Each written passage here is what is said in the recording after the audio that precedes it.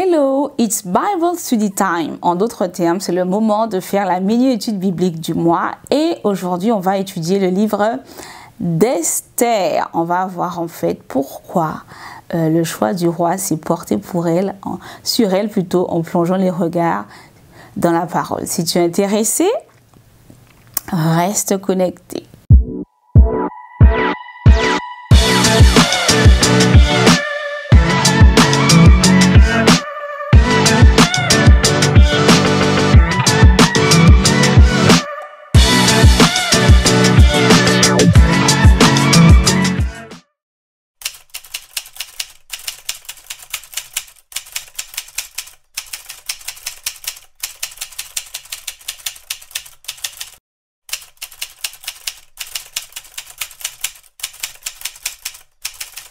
Donc, comme je le disais, aujourd'hui, on va voir pourquoi le roi a porté son choix sur la reine Esther et un peu le contexte qui a entouré cela.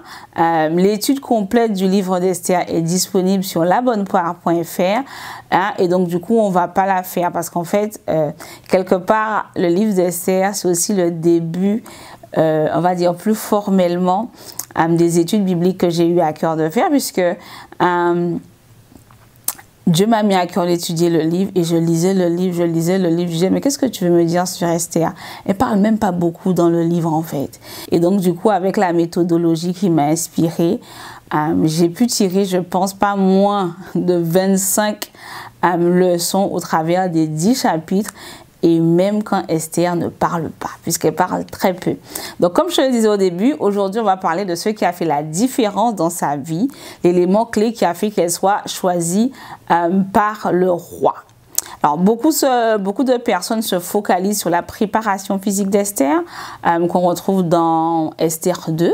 Donc, pendant 6 mois, elle devait prendre soin de son corps avec l'huile de myrrhe et les 6 mois d'après avec des aromates et des produits cosmétiques spécifiquement féminins. Donc, dans l'étude biblique, je t'explique en fait pourquoi c'est l'huile de myrrhe qui a été choisie, par exemple, pendant les 6 premiers mois. Mais à mon humble avis, ce n'est pas cette préparation qui a fait qu'Esther, en fait, soit choisie par le roi. Pourquoi? Parce que tu devais être très belle pour être sélectionnée afin de remplacer Vashti. Donc, les filles, c'était pas une élection de Miss France. Hein? C'était, il y a un édit qui est publié. Les gens sont allés dans les rues et ils ont kidnappé en fait toutes celles qui étaient très belles. Hein? Un peu comme critère de sélection, élection de Miss France. Donc, à Miss France, en fait, même si ta beauté fait partie des éléments qui contribuent à ton élection, ce n'est pas la seule chose qui compte. Imagine un peu une Miss France qui est belle, mais dès qu'elle ouvre la bouche, c'est une catastrophe. On ne peut pas voter pour elle. Tu vois? Donc, Esther était belle parmi les belles et sa beauté, bien qu'elle ait permis de la faire, entre guillemets, sélectionner, kidnapper, ne peut pas être l'élément déterminant qui est fait d'elle la reine. Ok? Donc, c'est pas seulement sa beauté parce que toutes les filles étaient magnifiques. Deuxième point. Toutes les filles avaient la même préparation physique.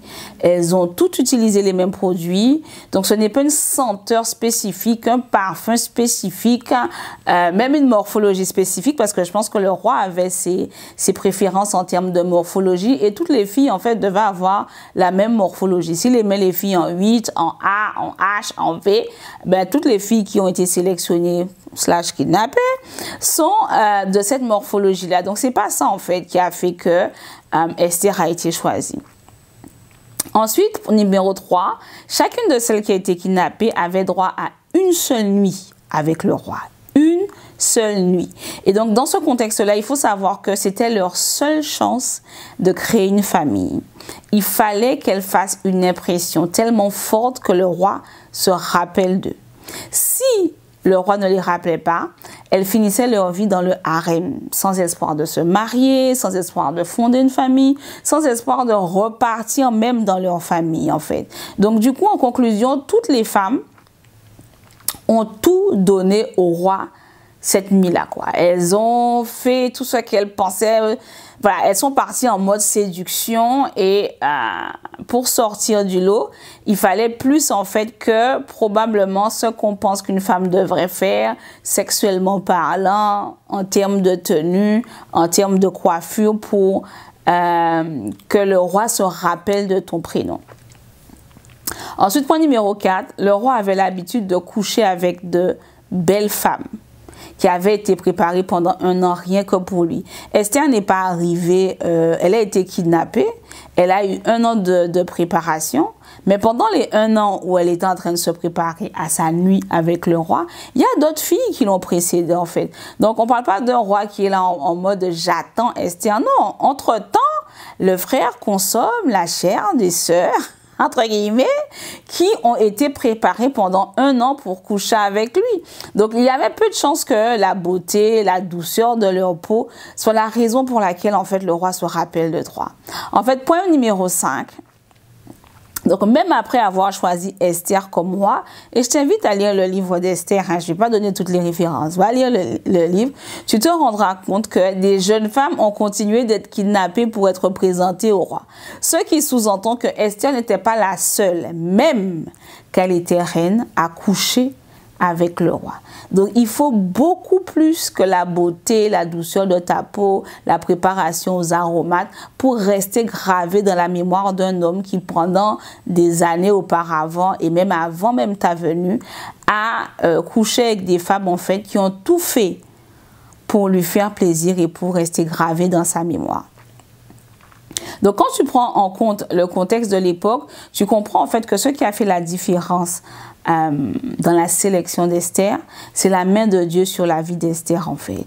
Et on le voit à plusieurs moments. On le voit dans Esther 2, 8 à 9, pardon. Esther gagna la sympathie d'Hégaï, le responsable des femmes, qui lui donna le meilleur appartement du harem. Il faut savoir que le harem, c'était humide. Hein? C'est pas comme nous aujourd'hui, là, on a des appartements traités, on fait attention, etc. etc. Non, non, non, non. À l'époque, c'était humide et il y avait très peu de fenêtres. Donc, en fait, quand tu rentres quelque part et que tout de suite, tu gagnes la sympathie du responsable qui te donne le meilleur appartement du harem ainsi que les meilleures servantes, ce n'est pas l'effet de la préparation physique. Non, je vais te dire à la fin c'est quoi, mais ce n'est pas ta préparation physique ou ta beauté qui a fait la différence. Ensuite, dans Esther 2,15, la Bible dit que Hégaï l'aimait tellement qu'il la conseilla sur ce qu'elle devait porter lors de la nuit, sa nuit, l'unique nuit qu'elle avait avec le roi. Donc, ce n'est encore pas l'effet de la préparation physique d'Esther qui a fait qu'elle soit retenu par le roi. Ensuite, toujours dans Esther 2,15, on voit qu'Esther gagnait les faveurs de tous ceux qui la voyaient. Donc, tous ceux qui voyaient Esther l'aimaient. Tous ceux qui voyaient Esther voulaient l'aider. Tous ceux qui voyaient Esther voulaient lui faire du bien, voulaient lui faciliter les choses. Encore une fois, ce n'est pas l'effet de 6 mois avec de l'huile de myrrhe et 6 mois avec des aromates qui fait que dès que les gens te voient, ils t'aiment. C'est pas ton parfum, en d'autres termes. Même si tu dois sentir bon. Et dans Esther 5,3, on voit que quand elle se présente devant le roi, tout de suite, il lui propose la moitié du royaume si elle le souhaite. Un homme aussi riche que l'était le mari d'Esther, en d'autres termes, le roi, ne te propose pas la moitié de ton royaume, enfin de son royaume plutôt, parce que tu es magnifique. Sachant qu'entre-temps, il ne l'avait pas appelé depuis un moment dans sa chambre et qu'il devait probablement coucher avec les autres filles du harem qui avaient qu'une seule nuit avec lui. Donc, encore une fois, c'est pas l'effet de la préparation physique qui a fait qu'elle s'est présentée devant lui et tout de suite, il te propose la moitié de son royaume qui était, je le rappelle, énorme à l'époque. C'était le plus grand royaume de l'époque. Donc, pour moi, en fait, quand je prends en compte tous ces éléments-là, ce qui a fait la différence dans la vie d'Esther, ce qui a fait la différence et qui a fait qu'elle soit sélectionnée par le roi, c'est la main de Dieu sur sa vie. La main de Dieu l'a fait gagner la sympathie des bonnes personnes, des bonnes personnes. La main de Dieu lui a fait gagner la faveur de tout le monde, y compris celle du roi. La main de Dieu a fait que le roi oubliait toutes toutes les femmes qui sont venues coucher dans l'année avec lui pour se rappeler d'Esther. Ok? Et ça, en fait, c'est l'action du Saint-Esprit, la main de Dieu sur sa vie, en fait. Le Saint-Esprit a mis l'image d'Esther dans la tête du roi, a mis l'image d'Esther dans le corps du roi, a fait en sorte que le gars ne l'oublie pas. Et c'était pas son parfum, c'était pas la simplicité ou la complexité de sa robe, ou la simplicité, la complexité de son maquillage ou de sa coiffure. C'est la main de Dieu sur sa vie qui a fait la différence. Et je ne dis pas que les cosmétiques, c'est pas bien. Non, non, non, les cosmétiques, c'est bien. Mais c'est pas ce qui a fait qu'elle était sélectionnée par le roi, en fait. Tu veux te marier ou rester mariée? Tu veux que le monde voit la différence quand il regarde ta vie? Investis dans ta relation avec Dieu. Choisis Dieu, et oui, choisis Dieu face à la tentation du monde. Apprends à crucifier ta chair pour obéir aux directives de la parole de Dieu. Parce que si, quand Esther est venue devant le roi alors qu'elle n'était pas invitée, si quand elle a décidé de mettre sa vie en danger pour y aller, parce qu'elle aurait pu mourir, et qu'au lieu de ça, on lui propose la moitié du royaume, c'est parce qu'elle a obéi à la directive que le Seigneur a mis dans son cœur, et elle était une intime de Dieu. Sa main sera sur ta vie et tu vivras comme Esther tout ce qu'il a prévu pour toi sans même le savoir. Car dans le cas d'Esther, même le kidnapping a contribué à son bien. Amen.